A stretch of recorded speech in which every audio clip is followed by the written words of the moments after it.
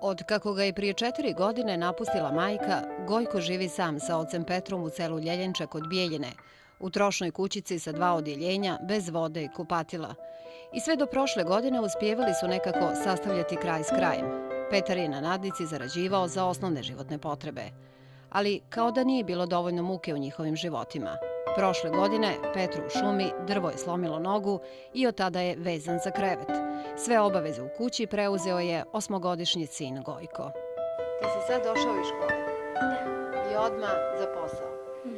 Jel tako svaki dan? Pa šta su tvoje obaveze kad dođeš kući? Pa da neka naložim vatru, da naspijem tati vode, da operem džez bišulje kad popije kavu.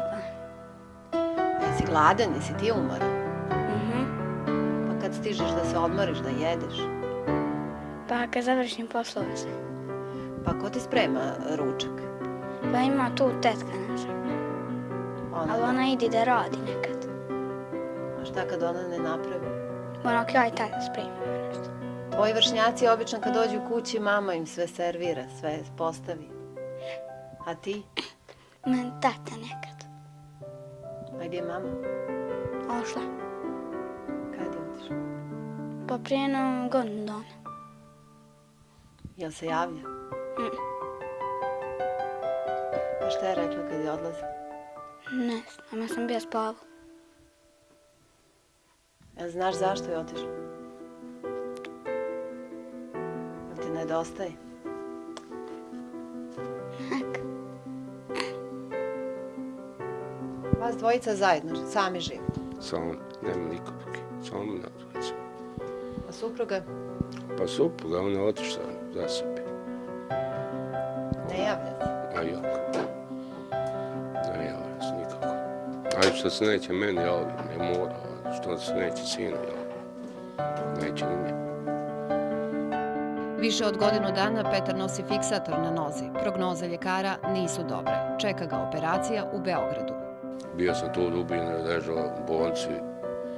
Oto rekao mi prebaci za Banja Luku. Banja Luka mi prebaci za Beograd. I tako da sam sad u Beogradu. Sad idem 16. oktobra u Beograd na operaciju, pa vidjet ćemo šta će da bude. Ja sve kažem, možda, ako sve izađe ovako dobro, možda će mi amputirati nogu. Tako su rekli. Ne znam ništa sigurno. Teško je povjerovati da jedan samohrani otac maloljetnog djeteta, nezaposlen demobilisani borac, dugogodišnji dobrovoljni davalac krvi, sada nema pomoći od društva kome je toliko dao. Zima ide, slab se sad, nemam drva puno, nema, znači, ne mem živ, umreti i naprijed nešto da uradim kad ne mogu. Jeste li se kome obraćali za pomoć? Centru za socijalni rad, recimo? A ja kad sam bio u bolnici, oni su mene bolnicu otpustili da sam prispeo za socijalno radi do rekam, pa oni su mi jednom dali 100 maraka i više nema, ni se javljaju, ništa. Ja sam njima prispeo da me oni pomognu, da oni izdržaju, oni ništa. Mi smo intervenisali sa jednokratnim novčanim pomoćima i sa novčanim pomoćima u naturi. Čak sam ja i nosila neke pakete hrane koji bi bili dovoljni možda za mjesec, dva, tako. Nismo imali u vidu da će se toliko ta bolest i taj problem sa nogom kod Petra odužiti, da tako kažem. I evo ja obećavam sad da ćemo možda pokušati bar jednokratnu pomoć ako ne uspijemo da regulišemo neko stalno novčano pravo, a pretpostavljam da hoćemo. 2050 € treba prikupiti za operaciju na VMA. Jedan dio sredstava obećali su iz boračke organizacije Bijeljina, a Petar se nada i pomoći od rodbine.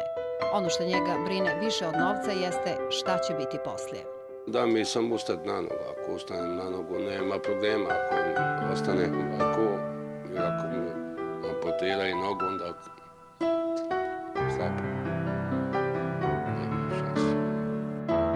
Dok se otac ne vrati, sa Gojkom će biti njegova tetka ili, kako kažu u Centru za socijalni rad, dječak će biti privremeno smješten u hraniteljsku porodicu. Za Gojka je u ovom trenutku ipak najvažnije zdravlje njegovog oca, jedinog roditelja kojeg ima. Pa ti nekad bude žao što nemaš život kao što ima većina tvojih vršnjaka? Nije ti žao? A je li ti žao tate što je sad bolestan? Šta bi volio? Da ozdravi?